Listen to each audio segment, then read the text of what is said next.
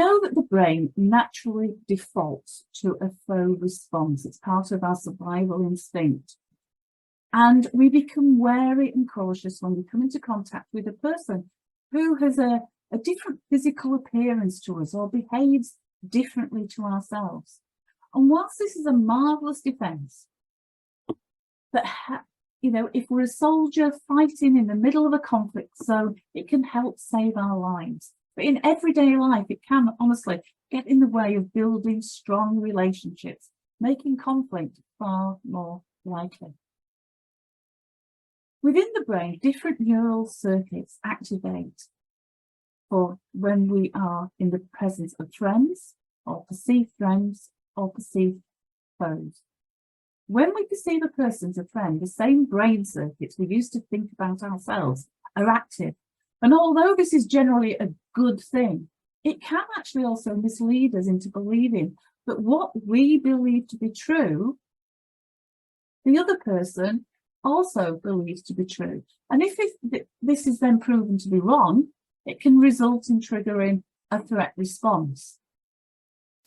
Now, when we perceive a person to be a foe, we are likely to make more misjudgments and misread their intentions, again, increasing the likelihood of conflict. And perceiving someone, as I said earlier, as a foe is cognitively demanding, as we often have to work very hard to dampen down our emotions, to inhibit those reactions and even predict the future, all of which further deplete our brain resources. And your brain makes the decision. This is not something that you do consciously. This is at an unconscious level, a non-conscious level. Cognitive biases also play a role in foe perception and conflict. For example, we generally interpret statements, behaviours and events in a way which reinforces how we think and what we believe to be true.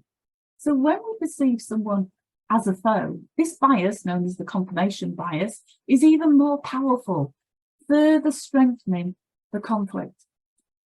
Anything the person says or does is viewed in a negative light, confirming that the individual is indeed a foe. It becomes a self-fulfilling prophecy, driving an even larger wedge between the parties involved.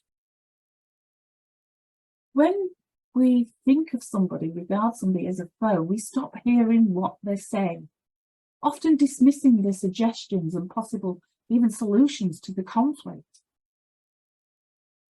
We also know that when someone is perceived as not like us, the foe response happens more naturally and it's much harder to overcome.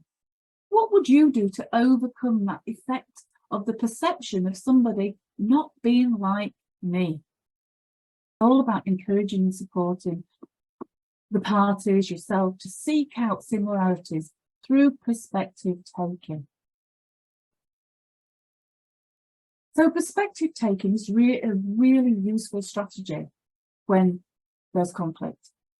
And perspective taking tends to focus on the cognition, the thinking of the other person, rather than that more traditional empathy, which tends to focus more on their feelings. And there are a number of questions which can support cognitive perspective taking.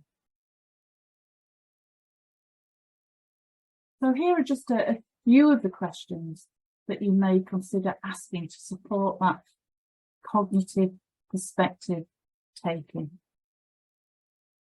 I'll just leave them to read those on screen.